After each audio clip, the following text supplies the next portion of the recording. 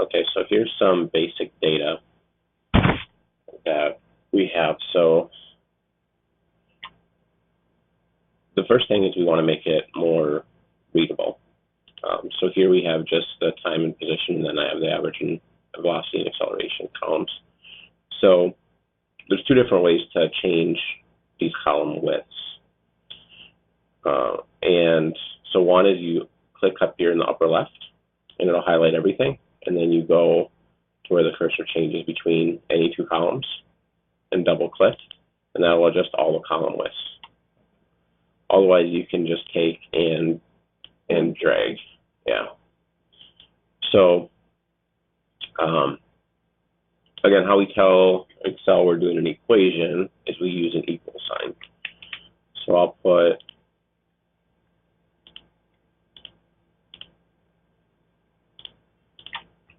all these how they were to start the sample. So you already have everything here figured out manually. Mm-hmm. But so the equal sign, what do we do for central distance method? Remember what numbers we use?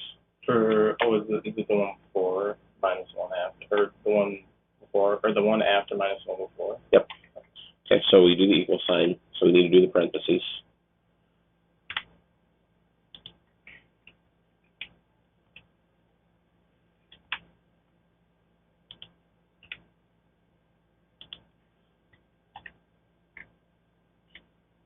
All right. Okay, so that's our equation, and it shows there. Oh, that should be B. So it shows there the cells we're working with. So you just hit enter, and then here we can either double click or we can drag.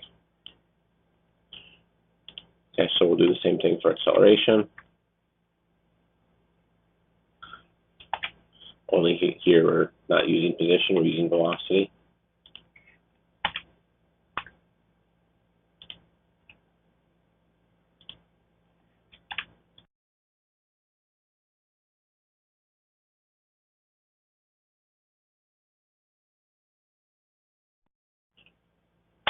Okay, so here we bring that down again.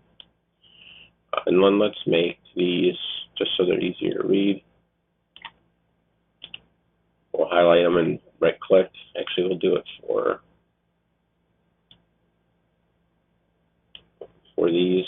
So I'm hold down Control, and then we'll go to Format Cells, and we'll do it as a number in 2 decimal places, so they're just easier to read. Oh.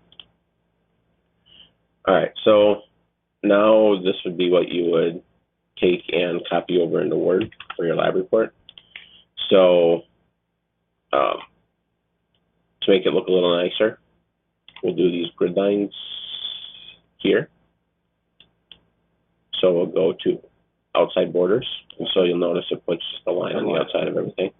And then for the top, you can maybe bold those, and then also do, you can just click outside borders again. Okay. And it'll do what you want.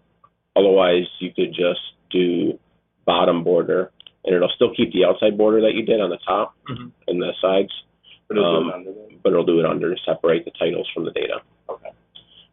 And then these we can write a line so they're all, the axes are over there. Okay, so how we do a graph is we want to use our insert tab up here, and things will be relatively the same on a Mac. So we want to do a scatter plot, and so a scatter plot is this little symbol right here. For this class, I prefer that you use either this option or this option that connects the dots. Okay. So let's do this one. It makes the line straight. Oops. Okay, so if we wanted to create the graph right away, we will highlight our data that we want to make a graph of.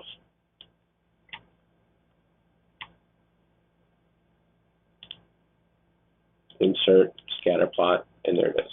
Oh, it's just a movement. All right. So you need to make a title, which Mhm. you can just click on and change the title.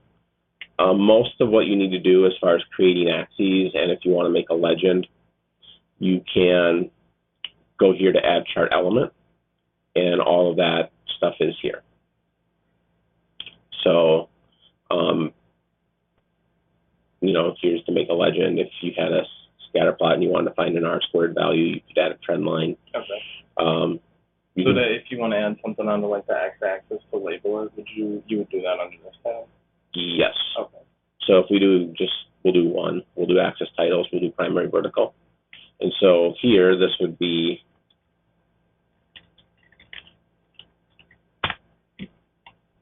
right there. So we have our title and we have our units with it. Okay. And then if you wanted to, you could go in there, right click, and you know, you could change the size of this if you wanted to. Actually, you could do that up all over here. Okay. So if you want to change the location, you can right click and move chart and make it its own tab if you want. Okay. Otherwise, you can just leave it here and copy it over. And then we just take all those and move them over to Word? Correct. Okay. So you just right click on the whole thing, copy, and then paste it over into Word. Okay. So that is how to, you know, do some of the basics here in Excel.